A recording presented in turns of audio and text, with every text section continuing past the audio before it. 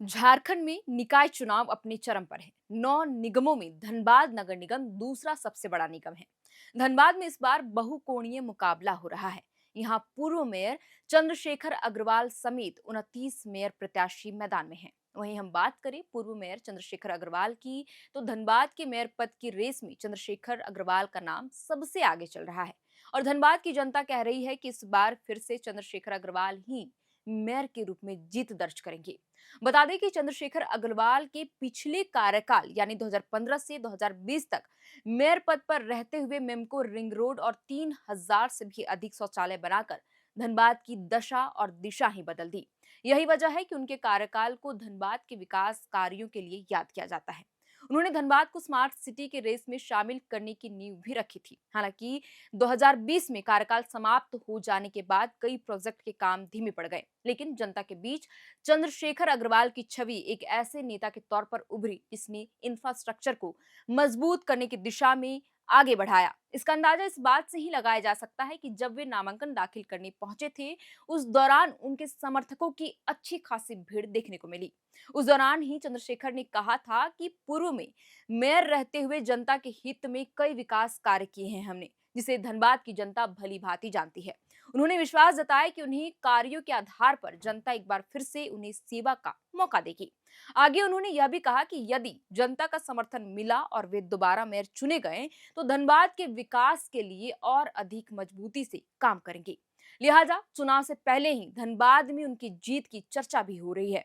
बहरहाल, अगर चंद्रशेखर अग्रवाल की शिक्षा और राजनीतिक अनुभव की बात करें तो चंद्रशेखर अग्रवाल एक सशक्त उम्मीदवार है। उन्होंने बीटेक की पढ़ाई पूरी की है। उनके पास कुल संपत्ति 13.4 करोड़ रुपए है।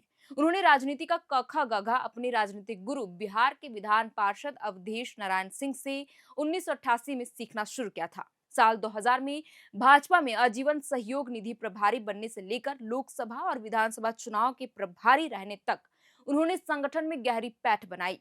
धनबाद की राजनीति में जहां सिंह मेंशन और रघुकुल मेंशन का दबदबा रहा, वहां चंद्रशेखर अग्रवाल ने अपनी स्वतंत्र पहचान और जनाधार बनाकर खुद को साबित भी किया। बीजेपी में उन्हें पीएन सिंह के उत्तराधिकारी के तौर पर भी देखा जाता है।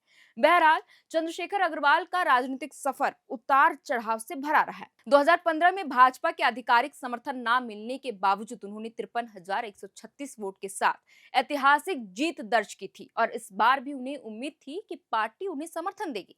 लेकिन भाजपा ने संजीव अग्रवाल को अपना समर्थन दे दिया। इसके बाद ही उन्होंने जन समर्थन के मत और धनबाद के लोगों के दबाव में आकर भाजपा छोड़ झामुमो का दामन थाम लिया।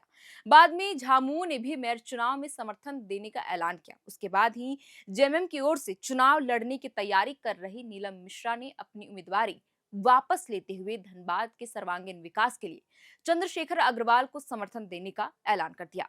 वहीं बीते 2 दिन पहले ही टुंडी विधायक मथुरा प्रसाद महतो समेत भाकपा माले विधायक अरूप चैटर्जी ने भी उन्हें अपना समर्थन देकर उनकी स्थिति को और मजबूत कर दिया है।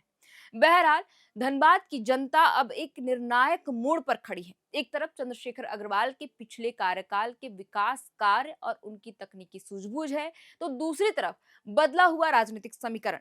खैर, अब देखना होगा कि जनता चंद्रशेखर अग्रवाल के पिछले कार्यकाल के सर्वांगीण विकास के वादों पर फिर से मुहर लगाएगी, क्योंकि 23 फरवरी को निर्णायक और ऐतिहासिक मत देकर जनता 27 फरवरी को ही ये तय करेगी कि धनबाद के मेयर पद पर विराजमान कौन करेगा। फिलहाल के लिए इस वीडियो में इतना ही। आप देख रहे थे एयर नाउ। मेरा नाम है शरतन। कैमरे के पीछे मौजूद है हमारे सहयोगी सुमन। बहुत बहुत शुक्रिया।